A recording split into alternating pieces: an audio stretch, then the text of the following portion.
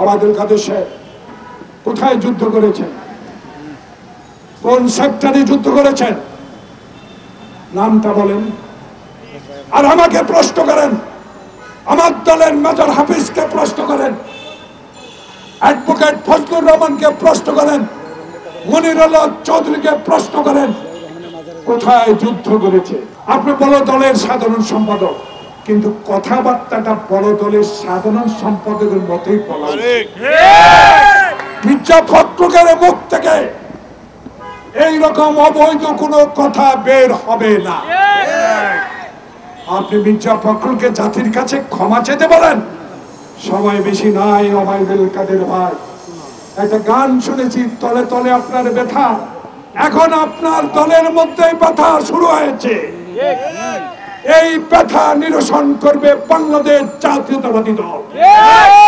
প্রস্তুতি নিচ্ছে ছাত্র দল, যুব দল, স্বেচ্ছাসেবক দল, মহিলা দল। বাংলাদেশে অত্যাচার কত করবেন, কত সবকে জ্বালে দেবেন, কত মামলা আজকে এই সালামের বিরুদ্ধে দিবেন।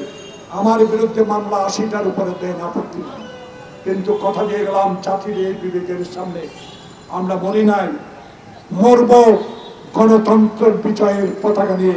সেই ভারত আজ পাকিস্তান থেকে আমাদের মুক্তি করতে সহযোগিতা করলেও বাংলাদেশে এমন একটি সরকার, যে সরকার পাথরের মতো বাংলাদেশের মানুষের বুকের উপরে দাঁড়িয়ে আজকে যে কলঙ্ক অধ্যায় সৃষ্টি করছে, সেই সরকারের সহায়ক সরকার বলে আজকে আপনারা দাবিদার এই ভারতীয় সরকার। তাই এই ভারতীয় সরকার যদি সত্যি তার দেশে গণতন্ত্রকে প্রতিষ্ঠা করেন, ভালোবাসেন, ওয়াই নট, কেন বাংলাদেশে এই অগণতান্ত্রিক সরকারের বিরুদ্ধে আপনারা সহায়তা করে যাচ্ছেন?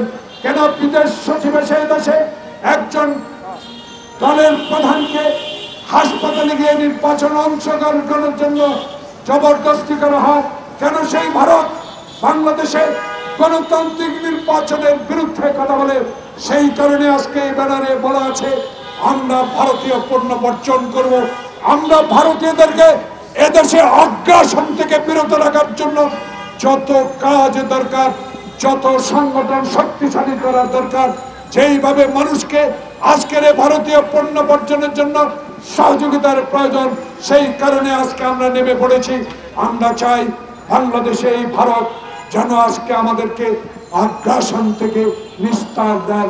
আপনারা যতই তাল বাহানা করেন, যতই আজকে একটি প্রতিবেশী দেশের উপর আস্থা রেখে আমার দেশের মানুষের মানবাধিকার হরণ করবেন, গণতন্ত্র হত্যা করবেন, আইন শৃঙ্খলা বাহিনীকে ব্যবহার করে বিএনপিকে নিচ্ছিন্ন করবেন, এটা হতে দেওয়া যাবে না। আপনারা মনে করেন না 2024 সালের 7 জানুয়ারি নির্বাচনে আপনারা জোর দখল করে, সংসদ দখল করে 100 দিনের আজকে উদাহরণ আপনাদের দিতে চাই। 100 দিন পালন করেছেন, উদযাপন করেছেন। এই 100 দিন উদযাপন হলো বাংলাদেশের মানুষের পকেটের টাকা চুরি করে বিদেশে পাচার করার 100 দিন উদযাপন। তাই আমি বলতে চাই, ভারতীয় পণ্য বর্জনের এই আন্দোলন চলছে, চলবে। গণতন্ত্রকে গলা টিপে হত্যা করার সহযোগী আপনারা। তাই আপনাদেরকে আমরা মানি না।